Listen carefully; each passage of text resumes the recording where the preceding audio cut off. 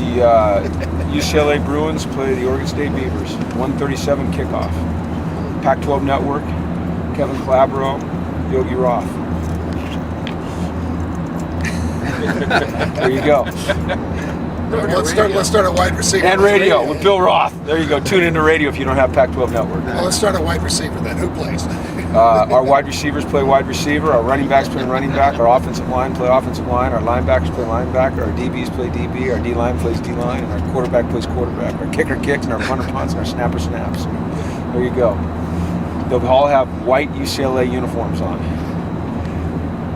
How has Soso Jamabo developed, like, from the beginning of fall camp to now? How's he been? He's done, I think, a really nice job of developing. He's still got a long ways to go, but you see it happening. You know, he's gained about 10 pounds. He's much more solid.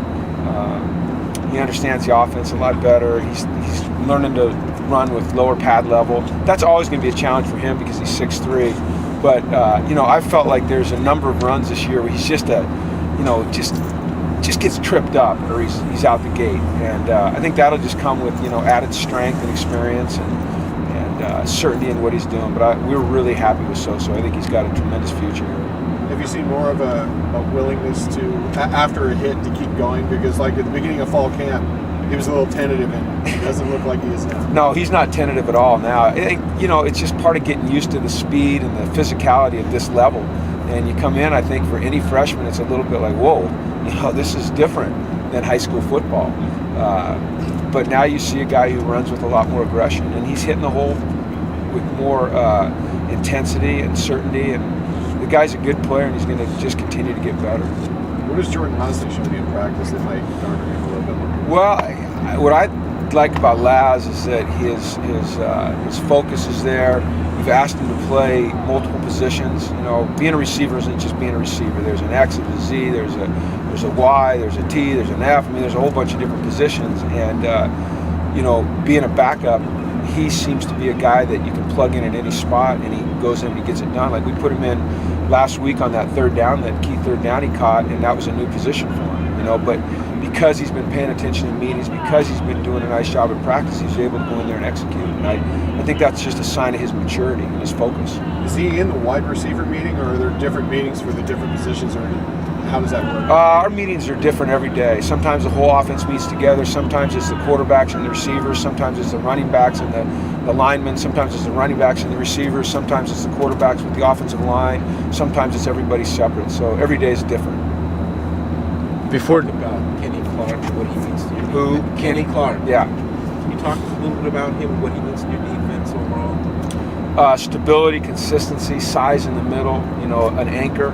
Every defense that's, you know, wants to be good has to have an anchor. You know, yeah, it's like any sport. You say you have to be strong down the middle, and he's been the one consistent thing down the middle for us. As you know, behind him there's been inconsistency at linebacker. At safety, we've had to work through a few issues earlier in the year, but he's always been steady in the middle. And so has Ely since Eddie went out. You know, Ely's done a nice job as well. But I think Kenny will step up and have a really good game. Kenny, you know, at that position, his performance isn't always reflected in statistics. But when you watch the film, you see a guy who, you know, dominates. He really does. He's a dominant player.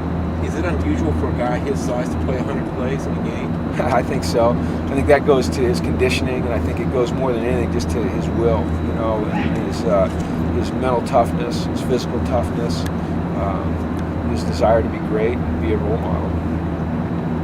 Before Devin Fuller got dinged up a bit, what was he doing well in moving to outside? Everything, you know, because he wasn't just playing outside, he was playing inside, he was playing outside, he was returning kicks, and he was, you know, when he had the ball in his hands, he was making plays, he was playing with a lot of intensity, and he was a different guy. And so, you know, hopefully he'll be ready to go and able to give that to us, but if he's not, someone else will step in. And I just think he, over the course of his career, has made tremendous growth. You know, he's probably in the one area that I've seen is just that innate toughness, you know, putting his shoulders down and moving the chains forward. How did you feel Matt Mengel did last week, going back and getting all the punts? He had the 64-yarder. What's that? How'd you feel Matt Mengel did last week? Better, yeah. I mean, Matt made strides last week, certainly. You know, I think he you know, I'd like to say that he got over the hump, but we'll see. I think you have to continually back it up. But, you know, it was, as you know, we have an alternate punting plan with Kenny Walker. Gives us a little bit something different, but if Matt's going to be able to do what he did last week, then we'll stick with that, you know, and I think he'll be able to, you know, I feel like hopefully I feel like he's, you know, he's kind of over the hump, but we'll see. How do you coach a punter through that? Is it a mental game? Do you work on technique? I mean, Both, you know, I mean, you're continually refining your technique and the mechanics of kicking, but I think as much as that, it is mental. You know, when you're talking about a kicker or a punter where they only get, you know, limited chances in a game, and so, you know, one poor kick is magnified to the extent that it is, it becomes very mental.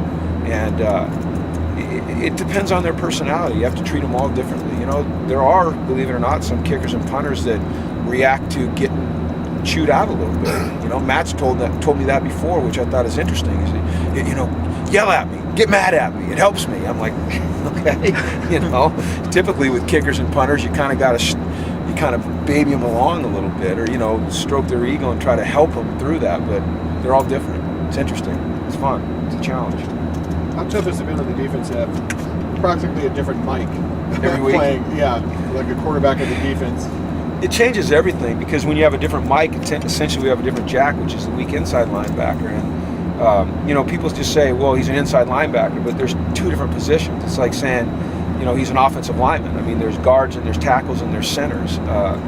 Or he's a wide receiver. You know, there's outside guys, there's inside guys, and the complexities of playing the position change when you change positions. And, you know, I've said it a lot of times. It's like, you know, we have to keep reassembling the puzzle every week, you know, and trying to get the pieces to fit and fit comfortably, and it's not easy. If you want to look at the bright side, it's that a lot of guys are getting a lot of experience, and so down the line, it's going to help us. And I see us moving in the right direction there. You know, it's just at times we've lacked the consistency that we'd like to have because of the inconsistency of who's playing the position. How's Gian done moving between Jack and quarterback? He's done well. I mean, and it's not easy to do. You know, your assignments change on every play, but he's done a nice job. He played well last week. He's come out this week and he's had a good week of practice. He's gone back to Jack. You know, who knows what's going to happen in the game? He might end up. Who knows where he's going to end up? But he's shown a real willingness to work hard, work through it, spend the extra time that's necessary, come out here and practice with intensity, and I've been really impressed with Jayon. Is there anything particularly challenging going up against OSU? I know they're winless right now, but that you see maybe going up against them, or just like, could it be a trap that they're winless and? Well, they've won games. Well, winless in the Pac-12. Oh yeah, okay. Well, they've won games. Well, yeah, I think their quarterbacks offer a real unique challenge in that their mobility is something we have to be really careful of. You know, they have the ability to get out and run and make plays. That's something that we've struggled against this year. You know, I think anytime you go on the road into an unfamiliar environment, you know, it takes a little bit of extra focus. I think that, you know, the weather is something that, you know, we haven't seen yet. I don't think it'll be a factor. Both teams playing it. It hasn't affected us in the past when we've had to play games in inclement weather. You know, we've been a pretty good road team. So, you know, I think more than anything, more than Oregon State, it comes back to UCLA and our players and our coaches just performing as best as we can and as consistently as we can, and executing the way we're capable of. If we do that, then we should have a chance to have success. All right, Yes, all right, thanks. guys. See you. Have a